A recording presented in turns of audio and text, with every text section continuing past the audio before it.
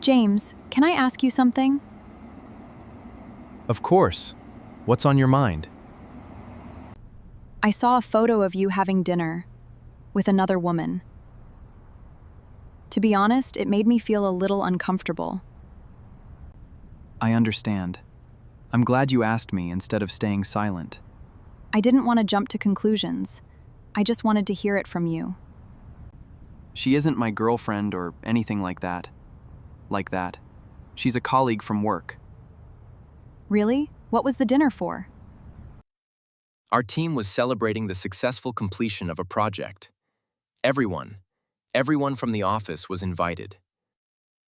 Oh, I didn't know it was a team dinner. It wasn't a private dinner at all.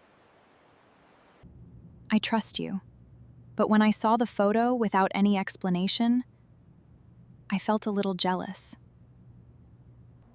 I completely understand. If I were in your position, I might have felt the same way. Thank you for saying that. I didn't want to seem controlling. You weren't. You simply shared your feelings honestly. I'm glad you see it that way.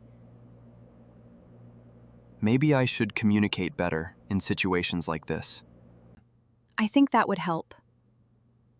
Even a quick message saying, "I'm having dinner with my team tonight," would make a big difference. You're right.